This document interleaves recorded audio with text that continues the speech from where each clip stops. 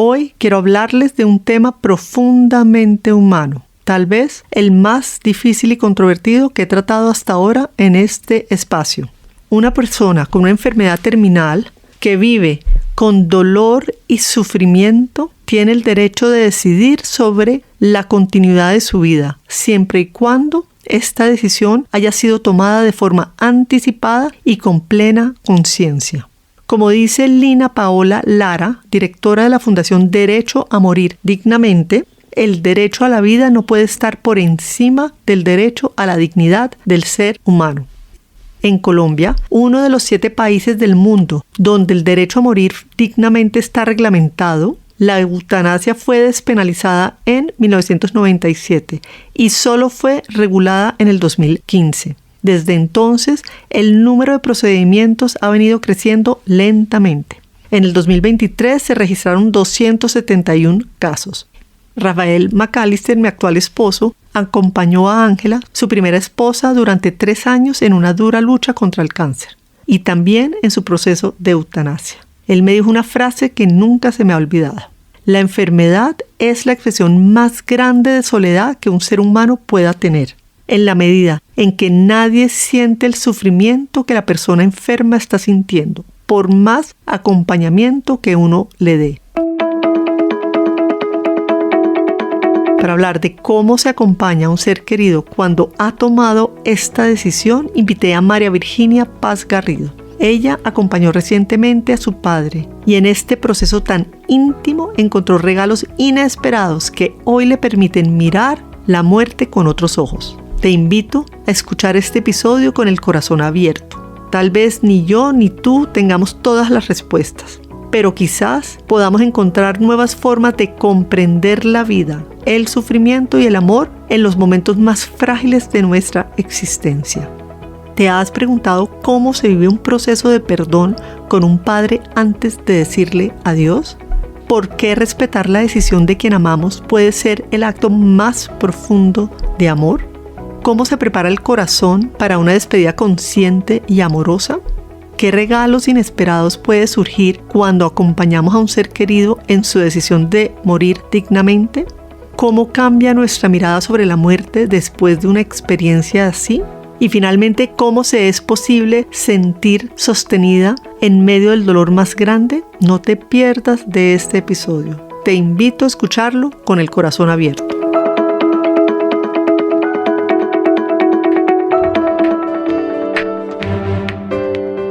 Hola, soy María José Ramírez y quiero invitarte a esta serie de conversaciones íntimas con mujeres extraordinarias que nos comparten su historia de empoderamiento, liderazgo y vida en propósito. Emprendedoras, CEOs, artistas, mentoras, mujeres cabezas de familia, periodistas, escritoras, deportistas, científicas, políticas y más nos compartirán los secretos que les permiten vencer sus barreras internas y sobresalir. Acompáñame a descubrir sus instrucciones para florecer. Mi invitada a este episodio es María Virginia Paz Garrido, que nos va a compartir sus instrucciones para aceptar los regalos de una eutanasia.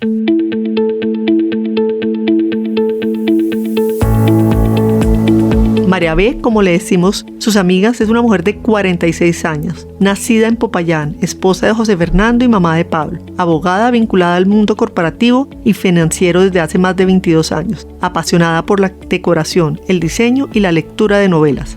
Es una persona afortunada, determinada, amiga fiel, sensible y quien después de algunas circunstancias que la obligaron a salir de su zona de confort, se empezó a cuestionar seriamente acerca de su ser, de su hacer y a identificar la necesidad de buscar algo que fuera más allá de lo visible y que le permitiera un equilibrio verdadero en su vida. Así que inició hace algunos años un recorrido espiritual que hoy en día le ha permitido no solo ver las cosas con otros ojos, sino afrontar situaciones difíciles de maneras que tiempo atrás le habrían resultado inimaginables e imposibles de hacer.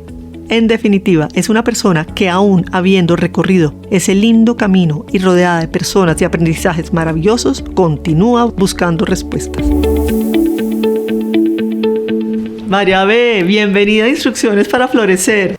Ay, Majo, gracias a ti por invitarme. Me siento feliz y orgullosa de estar en este episodio. Hoy vamos a tratar un tema sensible, complejo, reciente. Y lo primero es darte las gracias por haber aceptado abrir tu corazón y compartir conmigo los regalos que te dejó el proceso de eutanasia de tu papá. Así que muchas gracias. Ay, Majo, gracias a ti. Y eso era algo que él quería y creo que estos espacios ayudan a que, muchos sean conscientes de esto y lo decidan ver como lo que es un regalo y un camino lindo si uno acompaña a su ser querido. Bueno, empecemos por tu infancia y tu adolescencia. Un poco cómo fue la relación con tu papá. Yo nazco en Popayán, mis padres se separan cuando yo estoy muy joven, pero siempre tuve papás presentes. Fue una adolescencia y una niñez austera, pero nunca nos faltó nada y mi papá presente, pero una persona que quería dar cariño, pero le costaba muchísimo, entonces fue una relación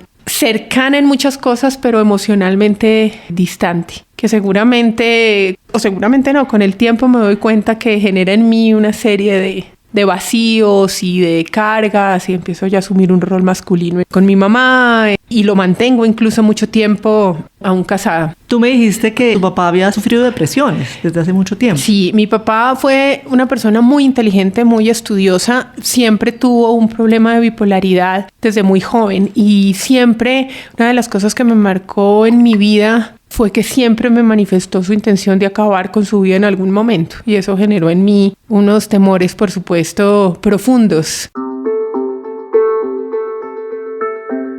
Pasan los años, te casas, recién nacido tu hijo Pablo y en ese momento sucede algo muy bonito que te permite empezar a ver la vida de una forma. Cuéntanos qué sucede. Sí, cuando Pablo llega hace poco más de 16 años en nuestra vida, después de tener unos controles prenatales normales, cuando nace nos enfrentamos a una situación de salud de él muy complicada, a varias cirugías desde los 8 días de nacido y a pasar periodos largos en UCI. Y estando en UCI, Pablo está en la mitad de 2 incubadoras y con ese dolor profundo que yo creo que era una depresión postparto sumado a un dolor del alma, me siento a verlo y veo que al lado derecho hay un niño con unas complicaciones médicas importantísimas, cirugía de corazón abierto, conectado a 50.000 aparaticos, luchando por su vida.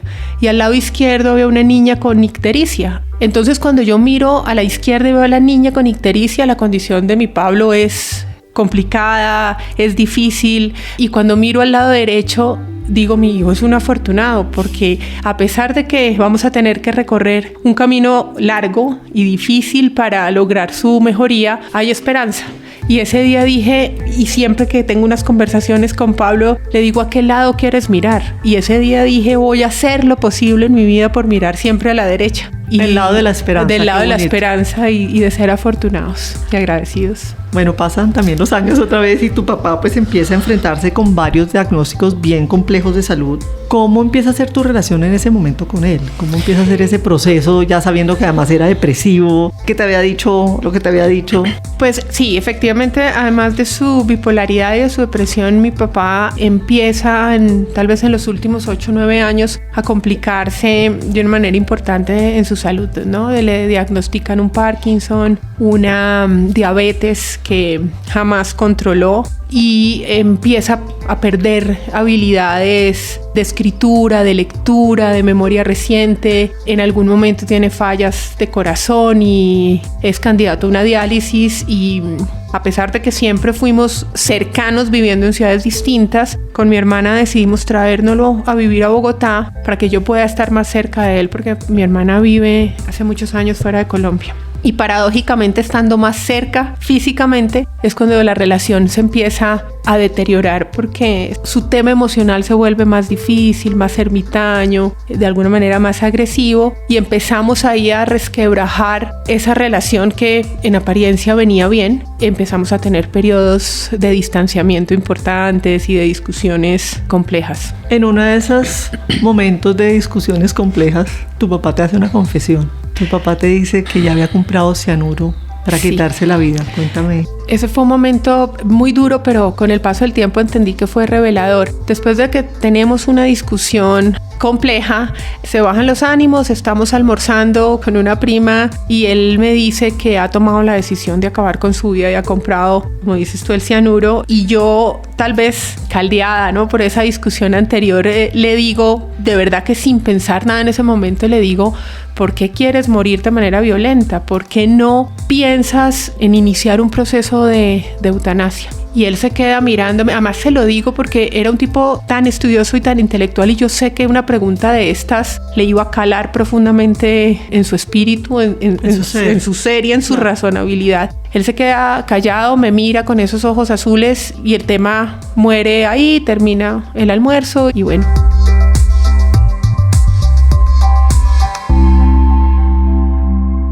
¿Tú qué sentías ante la muerte en ese momento? Y además uno decirle al padre, ¿y de dónde sacas la fortaleza para tú misma plantearle ese tema a tu papá? Digamos que con los años identifiqué que la muerte era tal vez uno de los mayores temores que tenía yo. Que tenemos muchas personas, o sea, no eres la única. De acuerdo, pero era un tema que a mí me robaba la paz. Pensar en mi muerte o en la de mis seres queridos fue algo que me atormentó, y durante muchos años, cuando mi papá no contestaba el teléfono, se alejaba, inmediatamente pasaba por mi cabeza que hubiera podido hacer algo. Llamaba a los vecinos, a los primos, a los amigos, al administrador: por favor revisen, huele bien, algo pasó con mi papá, puede estar muerto hace días ahí. Y fue algo que fue muy tortuoso, y creo que fue uno de los miedos más profundos en mi alma y en mi corazón, que bueno, después con ese proceso... ¿Y de dónde sacas la fuerza para decirle eso?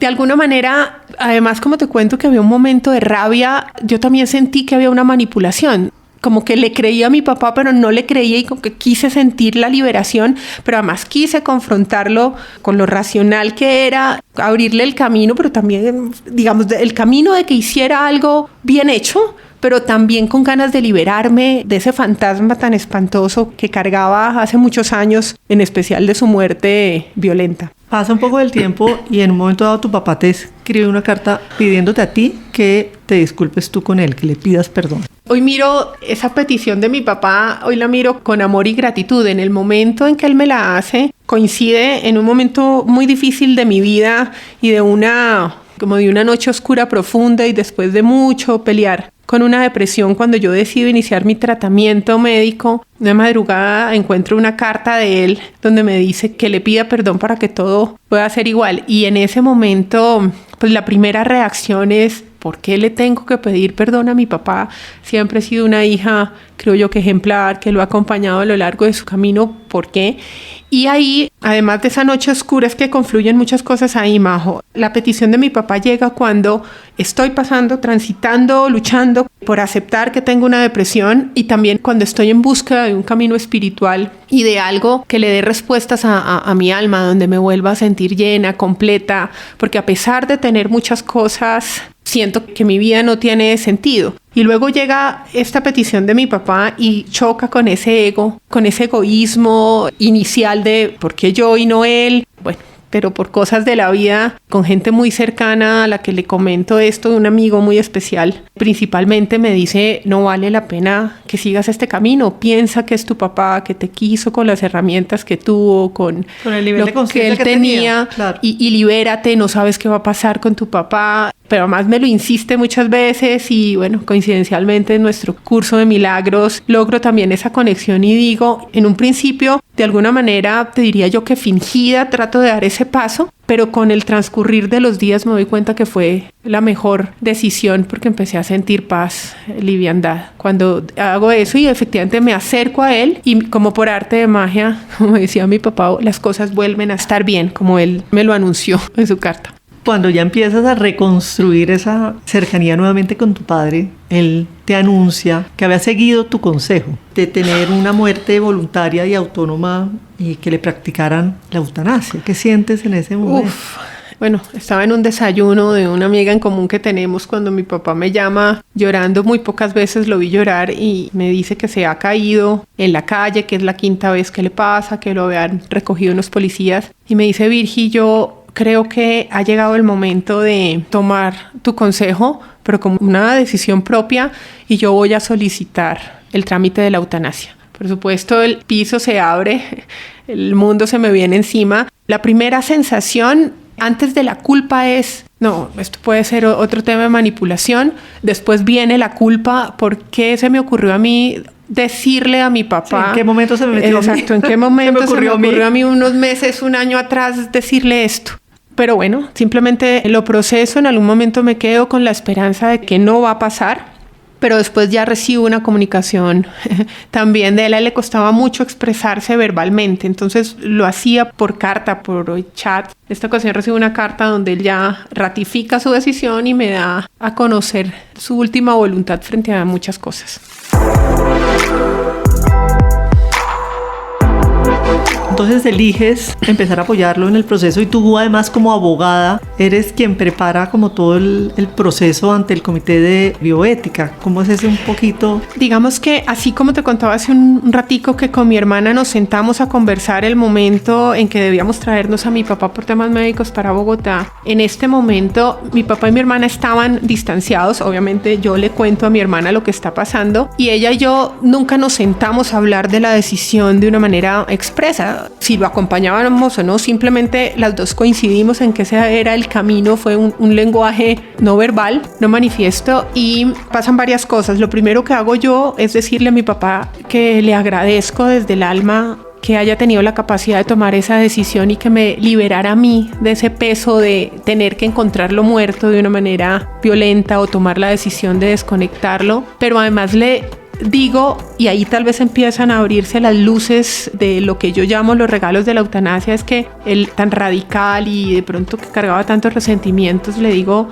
papi, esa decisión que estás tomando es un regalo que te da la vida, aprovéchala y cierra capítulos para que tu viaje sea fácil y más ligero, y lo que yo te pido es acércate a mi hermana y permite que ella me acompañe en este proceso porque sola creo que no voy a ser capaz y creo que merezco tener el apoyo de mi hermana, ella el mío, y que te acompañemos con todo el amor en esta decisión. Y él accede y después de eso, pues empiezo yo desde mi profesión a hacer todo el estudio de las posiciones de la corte, de la regulación del ministerio y empiezo a preparar los argumentos jurídicos que vamos a presentar pues ante el comité de bioética o de muerte digna para que revise y autorice la petición de mi papá. Yo quiero que hagamos un poco una pausa antes de seguir avanzando y es, tú eliges apoyarlo a él, pero por dentro, y a mí me tocó de alguna manera ver un poco el proceso, pues al principio estabas destruida. O sea, cuéntanos un poquito tu proceso, qué estaba pasando entre ti y cómo logras empezar a tener la fortaleza para acompañar a tu papá en este viaje final.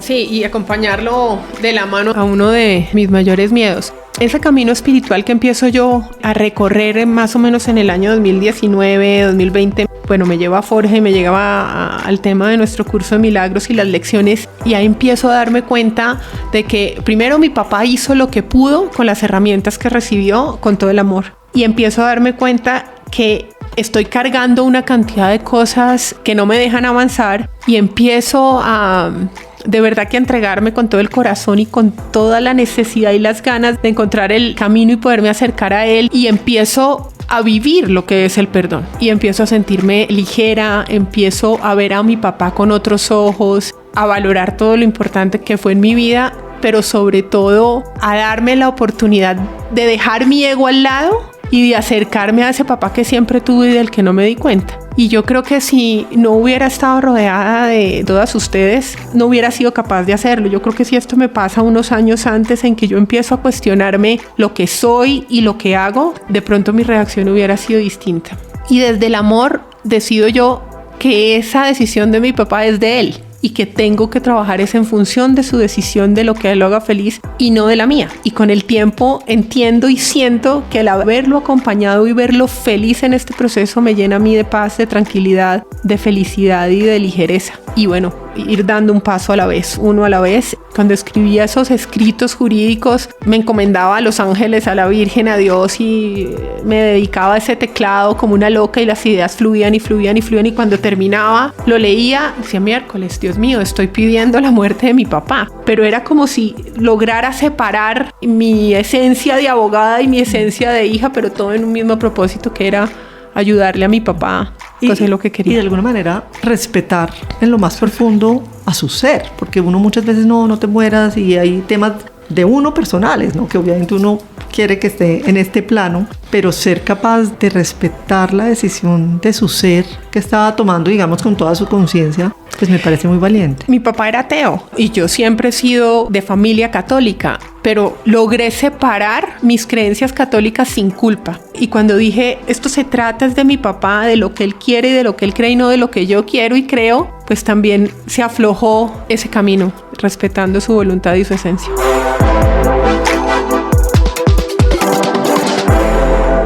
Cuando sale la aprobación de la eutanasia, tu papá te llama para decirte que escogieras tú el día y la hora. Sí, este proceso tiene, como lo has dicho, momentos muy difíciles, pero depende del lado que lo quieras ver. Cuando él me llama y me dice, Virgi, el comité ha aprobado mi eutanasia, pues claro, inmediatamente te enfrentas a la realidad y dices, esto es un hecho, yo se lo había ofrecido a Dios y le había pedido varias señales. Una de esas era que el comité lo aprobara de una manera fácil, como en efecto sucedió. Y cuando él me dice eso, me dice, tiene que ser máximo el 4 de febrero, escoge por favor qué día quieres que yo me muera, con un pragmatismo, con una serenidad, incluso con una felicidad. Claramente escojo yo el último día tratando de darle largas a este tema y me dice escoge la hora.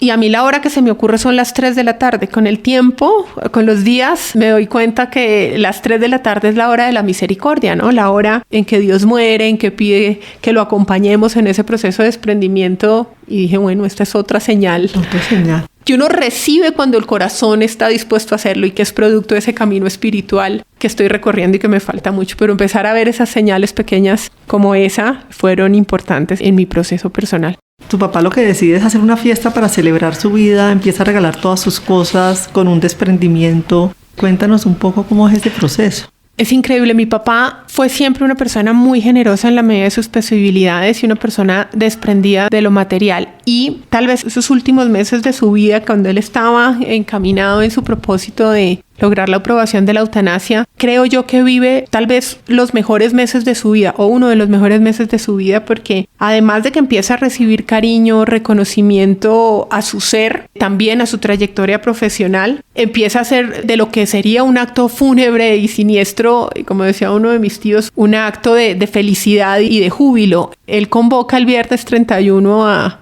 todos sus amigos a una copa de vino, les agradece por su presencia, la presencia de su vida en la de él, les dice que se va a recorrer un camino que siempre ha esperado, que está feliz y empieza a rifar las cosas que no donó, que no había vendido y nos tenía todos una bolsita con papelitos y bueno, hasta el último momento y de la pieza más insignificante o la que tuvo más valor, la dejó atrás sin ningún peso y con un amor y una felicidad, porque una cosa es dejarla sin peso y además de todo dejarla con amor. Y hizo de ese viernes una fiesta, brindó por su vida, agradeció a sus amigos, fue un momento muy muy emotivo, pero de unas enseñanzas y de unos regalos impresionantes. Yo creo que el resto de lo que me quede de vida estaré agradecida de haber podido estar presente y haber recibido esa ratificación de que la vida hay que cursarla de manera ligera.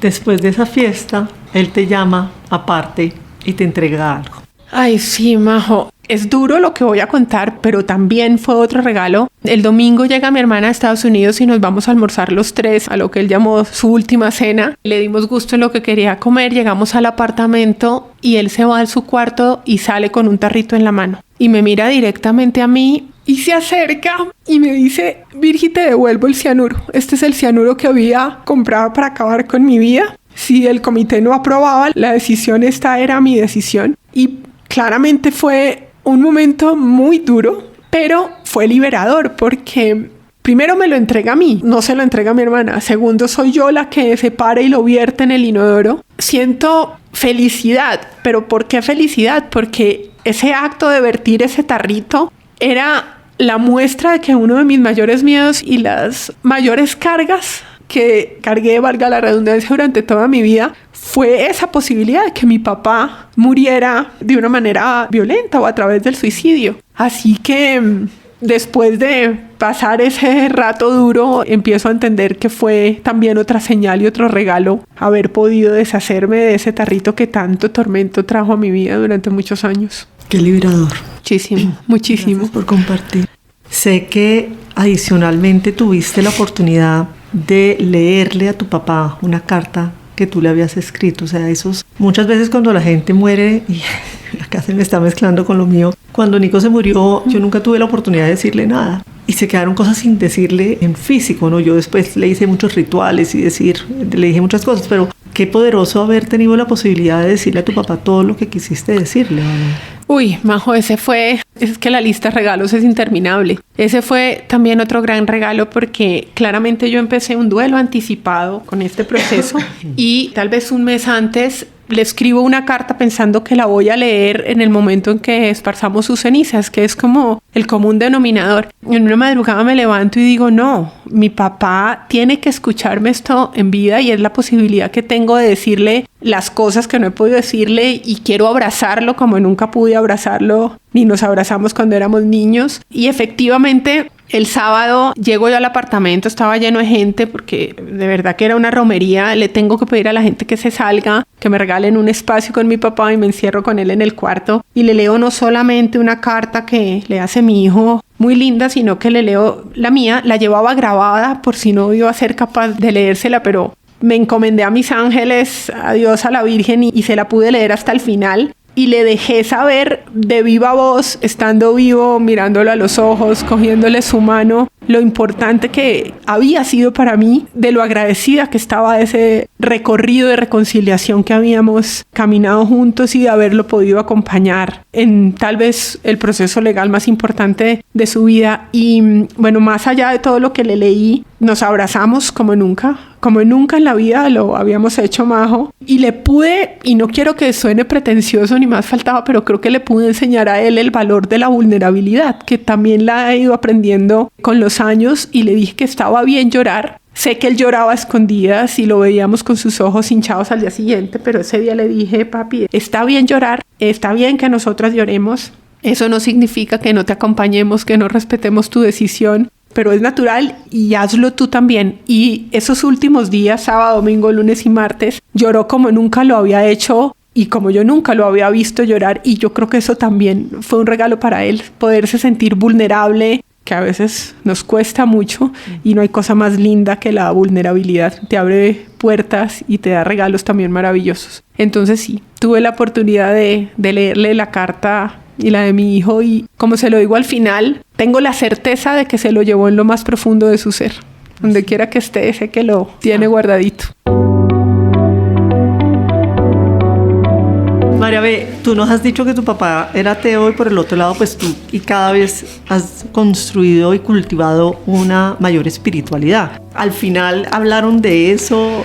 ¿Qué pasó ahí? Sí, esos últimos días, una carrera como contrarreloj, pero lo que nunca había pasado, pasó, y es cuando yo le empiezo a contar a él de mi noche oscura, que además él cree que me la ha causado por su decisión de la eutanasia, y logro liberarlo y decirle que no fue por eso. Le digo que yo vengo recorriendo un camino espiritual más que religioso, sin alejarme por supuesto de mi religión, y él me presta atención y podemos hablar como nunca lo habíamos hecho, y le cuento qué es el Curso Milagros, le cuento quiénes son esas amigas de vida que me ha regalado la vida y que me han acompañado en este proceso, y él muestra un interés genuino, se comunica incluso con varias de ellas y se da cuenta que eso para mí es muy importante. Entonces, a raíz de eso, mi hermana le pregunto que si puede poner agüita bendita en el lugar donde vamos a esparcir sus cenizas, y que si yo puedo hacer una misa, no de esas de que brille la luz perpetua para él, porque sé que no le gusta, siempre respetando su idea. Y él con toda la felicidad nos dice, claro que sí, claro que sí. Entonces empezamos a ver un papá más flexible, más cercano, menos radical. Más milagros. Más milagros, es una tras otra, cadena de milagros, así es. María B, la noche antes final, yo sé que te entregas a Dios y le dices, Dios, por favor, dame fortalezas, guíame y mándame señales. Sí, eso fue muy poderoso y que se los comenté a ustedes en la mañana del 4, el día que mi papá ya se iba. Y es que el lunes 3 llego yo de la clínica, había llorado muchísimo, ¿no? Viernes, sábado, domingo, pero de una cosa impresionante. Y además había tenido una gripa, un asma, la humedad de Popayán me tenía muy mal, una tos que no me dejaba dormir. Bueno, nunca había hecho eso en mi vida. Me siento en el borde de la cama antes de acostarme y estando en un llanto muy profundo empiezo a rezar.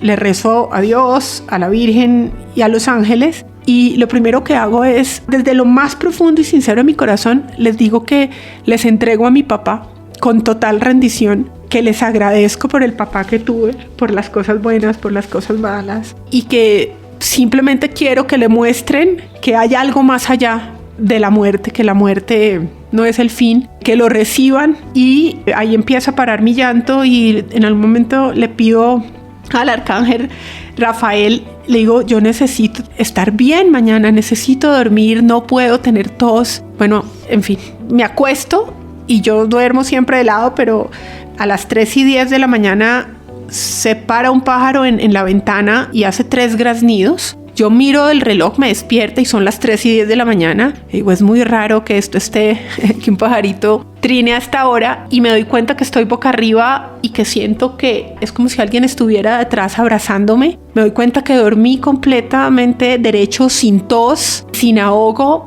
y yo veo la hora y digo, mi papá se va a morir a las 3:10 de la tarde. El procedimiento estaba programado para las 3. Pero digo, mi papá se va a morir a las 10 y me levanto en una serenidad, en una paz, en un alivio que yo no sé cómo explicarte. Claramente que hay llanto ese día, pero nunca como los días anteriores. Y durante ese momento duro del 4 de febrero, pues todo el tiempo me siento sostenida, no solo por mi mamá, mi esposo, mi mejor amiga, sino que físicamente siento que algo me sostiene y puedo pasar el día más duro de mi vida fortalecida, y puedo enfrentar a uno de mis mayores miedos, que es la muerte, y verla a la cara con fortaleza. Y creo que eso fue la respuesta a mi oración y a mi petición de la noche anterior. No lo dudo, qué bonito. ¿Tú ese momento final estás junto a tu padre?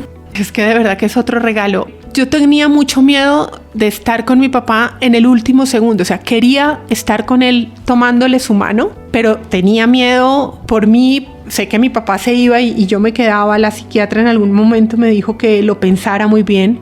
Lo alcancé a hablar con él y él me lo respetó. Me dijo que podía hacer lo que yo quisiera, que él entendía. Pero otro regalo es que cuando el médico entra, pues ya hacer el procedimiento, lo había dicho el día anterior, pero ya cuando llega sobre antesito de las 3 a hacer el procedimiento y confirma con mi papá su voluntad, nos pide que salgamos, que él considera que no es bueno que estemos acompañándolo, que por más tranquilo que sea el proceso, es un proceso duro.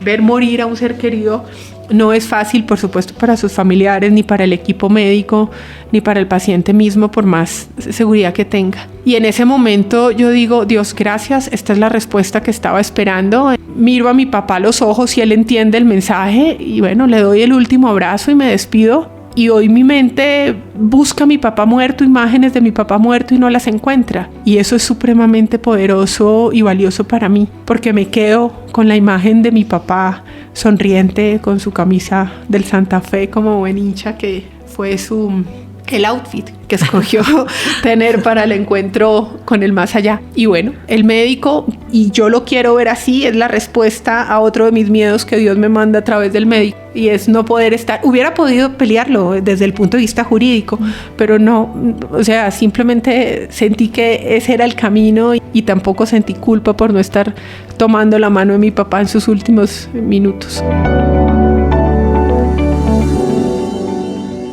María B., a lo largo de este episodio has venido narrando varios regalos, digamos, de este proceso de eutanasia. ¿Por qué no nos recapitulas para ti, digamos, cuáles han sido los principales regalos de todo este proceso?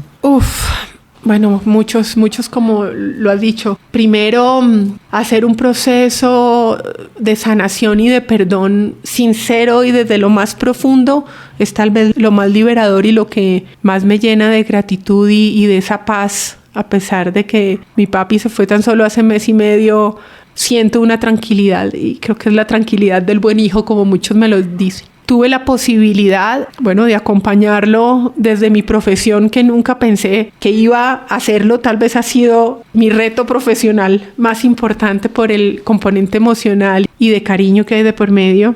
Aprendí a valorar los momentos. Los momentos son lo que llenan tu corazón y lo que tienes que atesorar en tu alma. Las cosas materiales, claramente que son importantes, pero he aprendido que no es lo más importante de verdad. Para mí ha sido muy difícil porque con esa ausencia material en mi niñez me dediqué a acumular cosas materiales que hoy en día me doy cuenta que no son lo que llenan el alma. Poder abrazar a mi papá como nunca lo había hecho, poder hablar con él, así hubiesen sido en los últimos días. Eso llenó mi alma y ese vacío profundo que tuve de abandono, de no ser suficiente, todas esas cosas que se van formando cuando tiene un papá. Uno tiene un papá presente, pero lejano emocionalmente. Y yo creo que ese vacío empezó a sanarse con estos últimos meses de acompañamiento de mi papá en su proceso. Darme cuenta que Dios está presente y que los mensajes y las señales están ahí. Quitarse ese velo de los ojos fue otro regalo maravilloso. Decidir mirar siempre a la derecha fue la manifestación tal vez más crasa de lo que había vivido 16 años atrás con mi hijo, y ponerlo en práctica. Creo que este fue el momento y cada día me convenzo más que siempre tengo que mirar a la derecha, o por lo menos que eso es lo que quiero hacer, de acuerdo.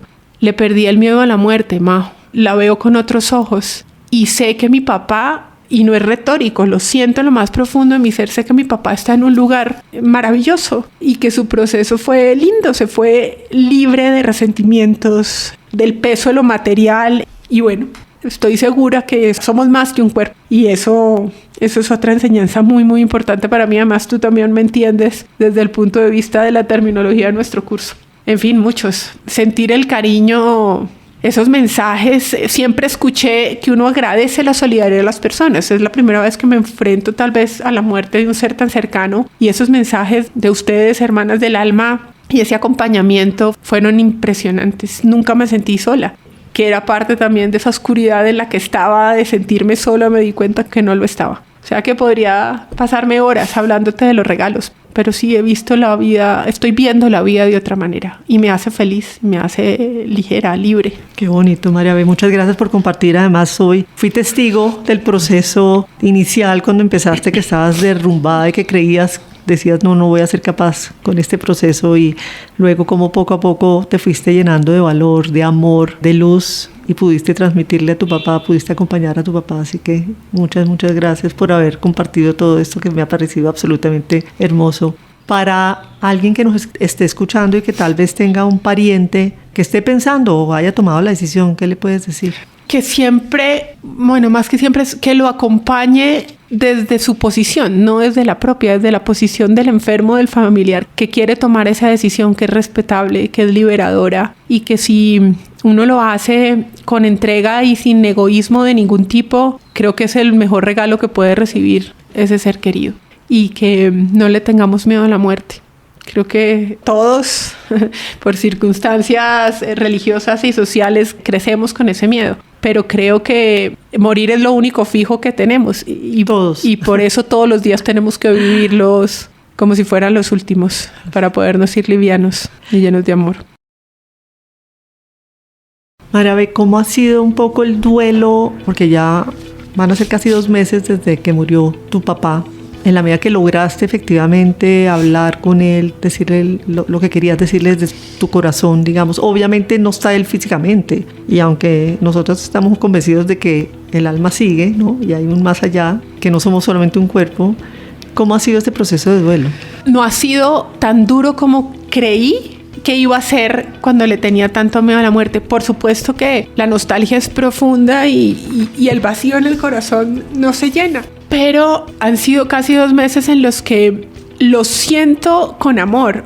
He podido reír. Yo pensé que cuando mi mamá o mi papá o alguien muriera no iba a poder reír. No, he podido reírme sin sentir culpa. Y cada que miro hacia atrás digo, esto era lo que tenía que hacer. Y sé que mi papá se fue feliz, y eso me da felicidad. Y como te lo dije hace un rato, creo que es la tranquilidad de haber sido una buena hija. A pesar de las discusiones y de los errores, yo me siento orgullosa de la hija que fui y de haberlo acompañado con tanta sinceridad y con tanto amor profundo. Creo que han hecho de esto un paso más suave. Y bueno, quiero vivir la vida como una fiesta, como lo que hizo él en sus últimos meses. Así que eso no significa que el dolor no esté ahí, la nostalgia, pero la veo con otros ojos, Majo. No me quita el sueño, no siento dolor físico. Es una sensación difícil de describir, pero es de plenitud.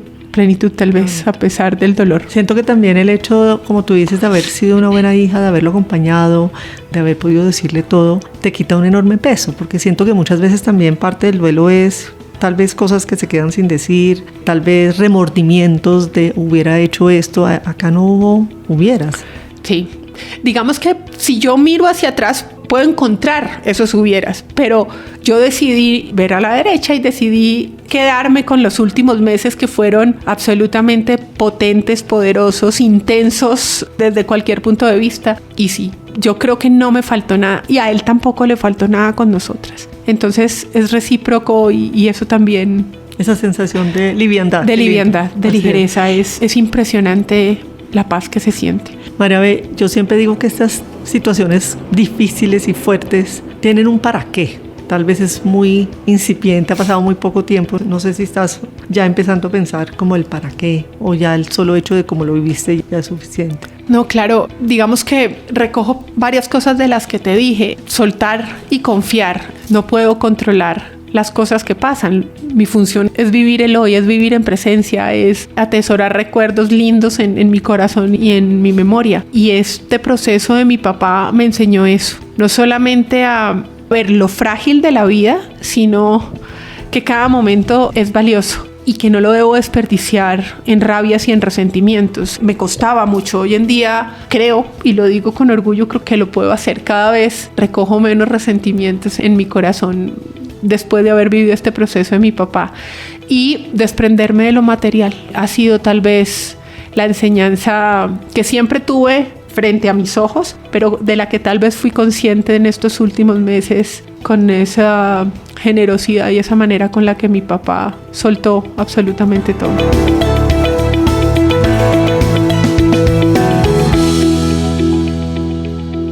Antes de la muerte de tu papá, te hiciste un tatuaje que tienes, que dice, y además lo tienes en tu WhatsApp, el principio es el fin y el fin es el principio. Sí, 8 días antes de su muerte, el martes, sabía que quería hacerlo, era una manera como de honrar el proceso y bueno, simplemente me llegaron esa frase y una mariposita que está en la mitad que es como de transformación, pero creo profundamente que la muerte no es el fin, es el principio, y eso es lo que tengo tatuado, lo que le puse en su carta que se la entregué y lo que tengo, como dices tú, en mi WhatsApp. Es muy poderoso para mí recordarme eso todos los días. ¿Qué es para ti florecer como mujer? Yo creo que es poder encontrar las respuestas a tus dudas y a tus miedos más profundos desde el alma. Es vivir en gratitud constante con lo que tienes, es enfocarte realmente en lo importante, atesorar en tu memoria y en tu corazón en los momentos especiales para que ese corazón esté llenito en el momento en que tengamos que irnos hacia el otro lado. En definitiva, yo creo que florecer, o uno florece si logra transitar la vida de manera ligera, sin cargas de ningún tipo, sin resentimientos, pero sobre todo sin esperar encontrar las respuestas en lugares distintos a tu corazón y a tu alma. ¿Y cuál dirías que son tus instrucciones? Vivir la vida sin temerle a la muerte, porque, lo hemos dicho, somos más que un cuerpo y creo que el fin es el principio. Y creo que una buena herramienta es vivir la vida pensando que cualquier día puede ser el último y que por eso debemos vivirla como lo que es, una fiesta, y una fiesta ligera de equipaje, de resentimientos, tal y como me lo enseñó mi papá. ¿Qué legado quieres dejar al morir? Yo siempre me he considerado una persona fiel y coherente, y con este proceso que viví con mi papá, creo y ratifico que la vida, con todo lo que ella implica en sus aspectos familiares, laborales, personales, debemos recorrerla con coherencia frente a lo que somos, frente a lo que queremos, pero sobre todo con gratitud.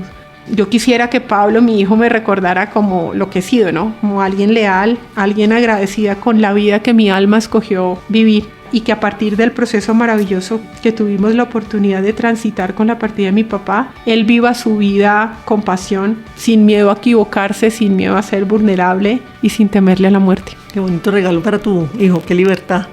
Espero que tome algo de estos consejos. No, porque además lo ha visto. O sea, una cosa es decirlo, ¿no? La teoría, pero otra cosa es cuando uno desde el alma lo hace. Entonces, qué bonito regalo.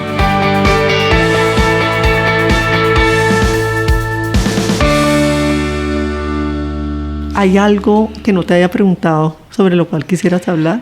Yo creo que tenemos que desmitificar la eutanasia y por ende la muerte. Cuando mi papá nos anuncia su decisión, José, mi esposo y yo decidimos involucrar a Pablo, pues obviamente hasta cierto momento en esto. Siempre le contamos la verdad. Nosotros a veces creemos que los niños o los jóvenes no tienen la capacidad o que no es el momento para involucrarlos. Y yo creo que este proceso le regaló a mi hijo la posibilidad también de decirle a su abuelo lo que no le había podido decir, de ver lo vulnerable que es la vida, que pende de un hilo, como él se lo escribió en su carta, y atesora, porque también se lo dijo, unos momentos maravillosos, esos últimos momentos con el Tatos, con su abuelo, jugar billar, de hablar de la vida. Entonces creo que estos procesos, dependiendo de cómo los queramos ver y afrontar, están llenos de regalos y no deberíamos privar a los hijos o a los nietos de vivirlo, por supuesto, a su medida, ¿no? Pero creo que tienen derecho y también los forja en la vida y los ayuda a ver la muerte con otros ojos. Creo que vale la pena que lo pensemos si nos toca volvernos a enfrentar a eso con jóvenes de por medio. ¿Qué viene futuro para María B? Uy, Majo, ya que superé esa noche oscura del alma y que además tuve que transitar, hoy soy totalmente consciente y agradecida con la vida de que toqué fondo. Si no hubiera sido así, no hubiera podido acompañar a mi papá en este proceso, pero yo creo que viene una nueva etapa, María Virginia, con sus enseñanzas y sus aprendizajes, sobre todo en lo profesional. Creo que estoy lista otra vez nunca me he alejado de la vida profesional, pero estoy lista para volver a ella con otros ojos, con otras herramientas y gozándome la vida. Creo que tal vez eso a mediano plazo. Si hay alguien que se quiere contactar contigo, ¿cómo lo puede hacer? Con mis nombres, en Facebook, en Instagram, maria.virginia.paz.garrido, María Virginia Paz Garrido. O hay un proyecto que tengo, que ha empezado, que lo conoces, que se llama Ordenadamente, ordena.da.mente, que es una de las pasiones que tengo por ahí escondidas y que estoy trabajando. Que va a florecer. Espero que florezca pronto. Muchas gracias por haber abierto tu corazón, por haber compartido esto que no ha sido fácil, pero lo has hecho de una manera tan hermosa. O sea, de verdad te tengo que decir que te admiro profundamente de cómo convertir algo tan complejo, tan difícil como la muerte, la eutanasia del padre, ¿no? de un ser querido, y haberlo hecho de una manera tan hermosa, llena de luz, llena de amor, llena de comprensión, llena de empatía. De verdad que muchas gracias. Ay, Majo, gracias a ti, no solamente por este espacio, sino por haberme acompañado a transitar este camino. Fuiste de las personas que estuvo conmigo desde el año pasado que anuncié esto, y de verdad desde el corazón, profunda gratitud hacia ti y hacia todas esas hermanas del alma. María B. nos compartió con una apertura de corazón conmovedora cómo acompañó a su padre en su decisión de morir dignamente.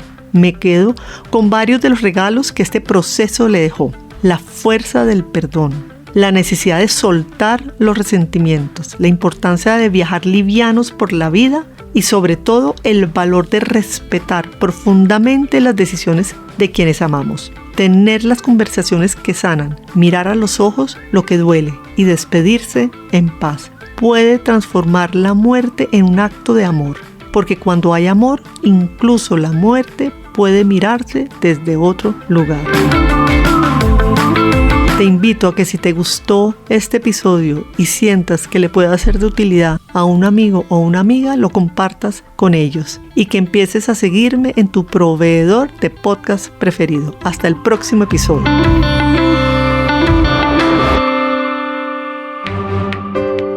Hasta este momento, instrucciones para florecer. Los espero muy pronto con más conversaciones con mujeres extraordinarias que nos comparten su historia de empoderamiento, liderazgo y vida en propósito. Acompáñame a descubrir sus instrucciones para florecer. No olvides suscribirte a nuestro podcast en la plataforma de tu elección.